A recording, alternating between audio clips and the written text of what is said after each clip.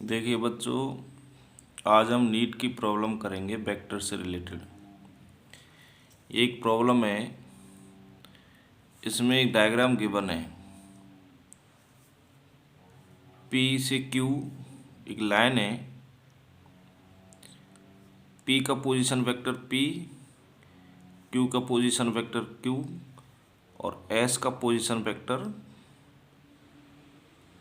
S. S का position vector S. ठीक है। और क्वेश्चन में क्या गिवन है? R equal to Q minus P, R plus P equal to Q, ये गिवन है क्वेश्चन में, है ना। तो R plus P it means P और आर की ऑर्डर सेम। तो पी की ऑर्डर ये वाली हो गई, आर की ऑर्डर ये हो गई, फिर इक्वल टू क्यू, तो ये क्यू हो गया। तो ये क्वेश्चन में गिवन है P vector plus R vector equal to Q vector, ये क्वेश्चन में गिवन है। अब चार ऑप्शन आपके लिए दिए गए हैं, इन चारों में से कौन सा सही है वो टिक करना है हमें। तो हम सॉल्यूशन में लॉ ऑफ ट्रायंगल से हम आगे बढ़ेंगे। तो लॉ ऑफ ट्रायंगल लगाना चाह रहे हैं हम पी में, और P S equal to S vector. P S आपको गिवन है बी इंटू आर वेक्टर, तो P vector plus B into R vector equal to S vector, law of triangle से। इसके बाद हम क्या करेंगे, बी आर वेक्टर को राइट हैंड साइड में ले जाएंगे। तो नहीं, एस वेक्टर इजकल टू क्या करेंगे, S vector equal to P plus V R vector. लेकिन आर वेक्टर क्वेश्चन में गिवन क्या है, क्यू माइनस पी। तो आर वेक्टर की वैल्यू हम पुट कर देंगे क्यू माइनस पी। क्यों?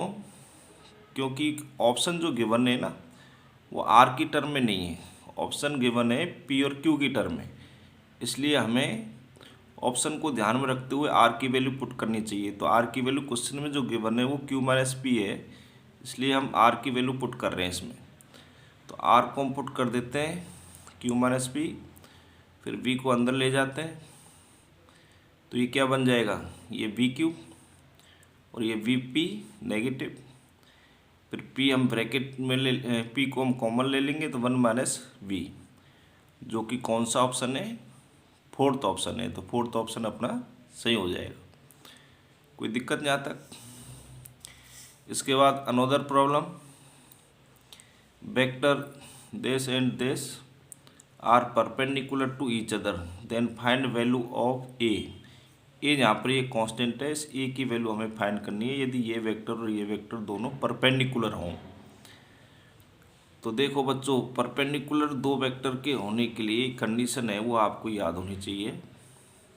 ए वेक्टर और बी वेक्टर का डॉट प्रोडक्ट 0 के इक्वल होता है यदि ए और बी दोनों परपेंडिकुलर हों। तो अब इस वेक्टर को मैं ए मान लेता हूँ, इसको मैं बी वेक्टर मान लेता हूँ।